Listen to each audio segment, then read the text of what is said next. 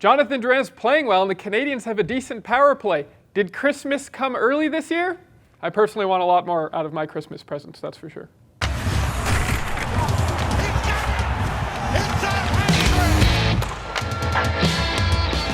Welcome to this week's show. My name is Adam Susser. With me today here in studio, I have Mr. Stu Cowan from the Montreal Gazette, CBC Daybreak, Jessica Resnack, and from CTV. He is an HIO Habs live blogger, Mr. Julian McKenzie. He's back. Hi, guys. Many expected last Saturday night's Canadiens Blues game to be a hard-hitting slogfest that would see the smaller Canadiens team get pushed around by the bigger, stronger, badder Blues. But the Habs ended up playing the game on their own terms, relying on speed and talent, and essentially sticking to the script laid out by Claude Julien and his coaching staff. The result was a decisive 6-3 win over the Blues that saw the Canadiens trail in the game only once. Did this win prove that the Canadiens can compete with the NHL's bigger teams? It proved they can compete if they play 60 minutes, which is what Claude Julien talked about after the loss to the Lightning. Unfortunately, they haven't been able to do it very often this season. They did do it against the Blues, and it just showed how well their system works when they do play it for the full 60 minutes. It worked for the first period, or most of the first period against Tampa Bay, when Jeff Petrie scored to put the Canadiens ahead 1-0. The shots were 9-2 for the Canadiens, and then after that, everything fell apart very quickly. So they can compete against any team in the NHL, but at the parity in today's NHL, that you can say the same with most teams.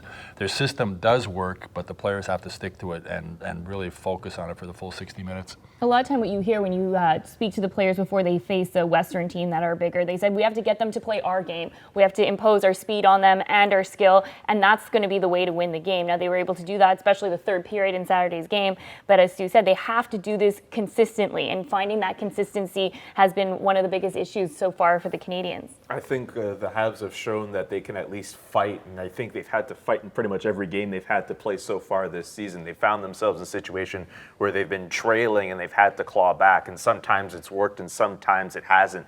In the case against St. Louis, they were able to pour it on and really play their game and play well, and even though there was the 3 goals in a little over 2 minutes against Tampa Bay, Montreal was able to generate a lot of shots, and they were able to throw some hits on them as well. So they're able to show that they can compete, but I think against teams where the talent is, that the opponents have much bigger and better talent, they're going to lose out those games because the talent's just not there for the Canadiens. Well, the game against Tampa, they outshot the Lightning by a wide margin. They did. They couldn't finish. That's it. Tampa does finish. They have the guys who can finish. The Canadiens are still missing that guy that you know is going to get you 35, 40 goals every year. They just don't have it, and other teams do. And that was the example with Tampa Bay. I mean, as I said, they dominated them for the first 15 minutes of the game. They had chances. They outshot them, I think, 14-6 in the third period, but they couldn't score. And that's been a problem for a long time with this team. The Habs still haven't found the right defensive pairing for Shea Weber. Do you think it's time that Marc Bergevin starts shopping around for one? I think so, and what we've been seeing so far is Shea Weber, we obviously know about the pairing with him and Victor Mete, but sometimes it gets to a point where he's going to put him and Jeff Petrie on the same pairing. And if it gets to a point where you're just going to put all your eggs in one basket, it's going to happen a couple times where those other pairings aren't going to be as good. So I think it's going to get to a point where the Canadiens are just going to have to shop around and get themselves a top quality defenseman who can play on that first pairing. And depending on who that defenseman is, they may have to go in that prospect pool that they have and use them as a sweetener to get what they want. I mean, Bergevin tried to get Jake Gardiner as a free agent in the offseason. He didn't want to come here. He went to Carolina. So, I mean, he realizes that they need an upgrade. Victor Mete, I like Victor Mete as a player. I think he skates. He helps Shea Weber with his speed and his ability. You have to have a mobile defenseman with Shea Weber, but they need an upgrade on Victor Mete when they play against the top teams like Tampa Bay and St. Louis and that. Mete's effective. He's still looking for his first NHL goal, so you're not getting any kind of offense out of him.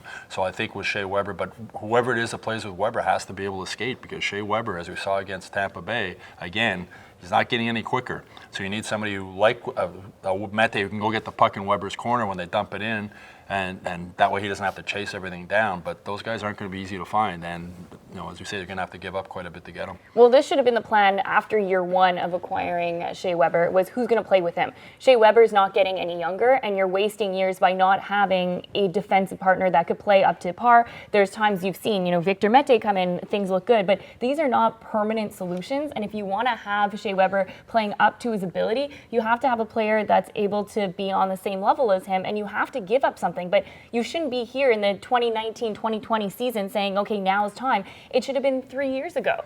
And have, unfortunately, part with a prospect that you would like. He parted with Sergachev to get Jonathan Drouin, so you have to do a similar move like that in order to get someone to be able to play with Shea Weber. It'll be interesting to see, though, if we do see Petrie and Weber together, both right-hand shots. I mean, if Jordy Bank can play his offside, I would think Petrie or Weber can play their offside, and I think we might see that moving forward. Or depending on whatever happens with the development of Alexander Romanov, who's to say the Canadiens don't try to rush him into the lineup and think maybe he could be an answer. Although to play he's got the with KHL contract. That too, which is something.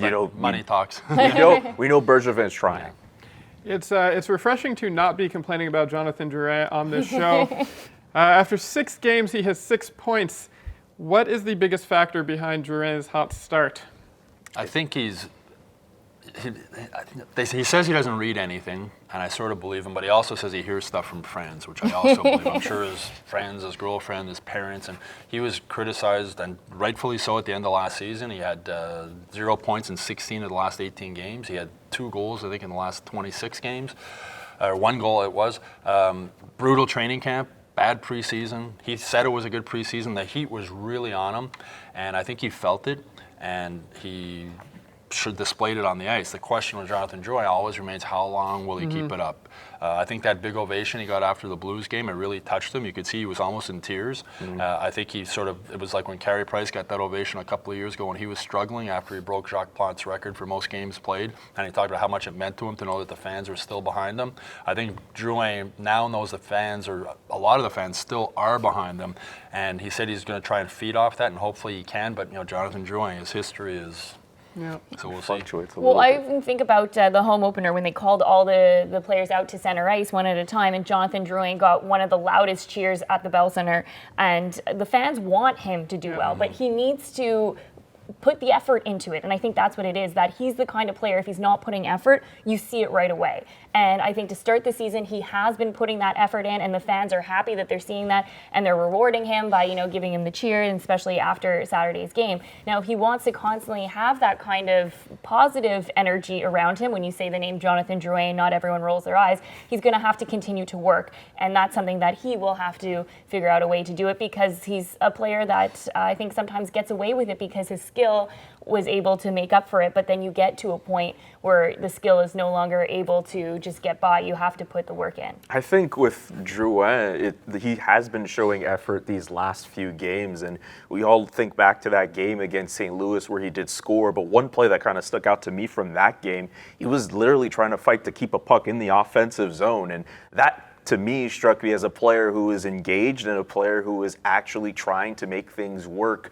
beyond just scoring a goal. I mean, at the end of the day, if you can't score a goal, if you're doing those little things that are positive, people are going to say you played well. And in the case of Jonathan Drouin, if he continues to fight, if he continues to put effort into his play, I don't think anyone's going to really knock him. And you said it perfectly. A lot of guys still want him to do well, and maybe it has to do with the fact that he is a gars de chez nous, but I think a lot of Montreal Canadiens fans still want Jonathan Drouin to be a really good player and a really great player for this team. Fans they want him to do well. The thing with Drouin, I think one of his problems is he gets down on himself when things go bad, similar to like Max Pacioretty was like. Yeah. One of the reasons Brendan Gallagher never plays 2 bad games in a row, if you see Brendan Gallagher in the room after a bad game, he's so mad at himself. He is furious at himself. He's angry. And then he comes back the next game and he bounces back, whereas I think the Drouin's sort of the opposite, where he sort of sulks and gets down and he has problems getting back to the level he was at before. The Canadiens rank in the top 10 in the NHL in power play. They're converting around 25% of their chances into goals. Breath of fresh air from last year when they finished 29th in the league. Have the Habs finally turned the corner on their power play? I'm not ready to say that they've turned the corner, but they are starting to turn the corner a little bit. But the problem last year was they didn't move, that they were just so predictable, pass the puck. The other team knew exactly what they were going to do. And this year they're actually moving the puck, changing, the formation that they're making or the plays that they're trying to do. So the other teams don't exactly know what they're going to do. And that's really refreshing. I even remember Brendan Gallagher at the golf tournament saying that it started to become a mental thing last season, that it was, oh no, here we go again. We're not able to score, and it just sort of snowballed from there. And I think early on in the season with the power play clicking will help them mentally as well. I think they have it half right. I remember one of the first few games of the year, I think it was that Toronto game where they had Shea Weber on a power play and they just kept feeding him that puck in that Ovechkin spot, and it was just so predictable. Feed the puck to Shea Weber, fires a shot, it goes wide or it goes into the goalie. But on the other power play that they actually have movement. They have players who are trying to set up plays, and you're actually getting chances on net. You just need finishers like we were talking about before.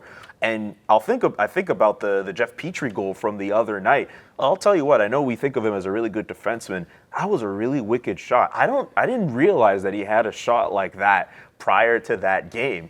And maybe putting him in that spot for those power plays, maybe other teams could get caught off guard with that. So I think the Canadiens are in a pretty good spot with the power play that they have right now. As long as they keep moving, as long as they get shots on target, and they just continue to make good decisions. But we were talking about Shea Weber a little bit earlier. I think with him and his role on the power play and how predictable that setup might be, you might have to find a new role for him in that instance. Yeah, Petrie, I mean, at the Canadian skills competition last season, the season before, hit I think it was 102 miles an hour. Mm-hmm. He can really blast. He's got a heck of a shot.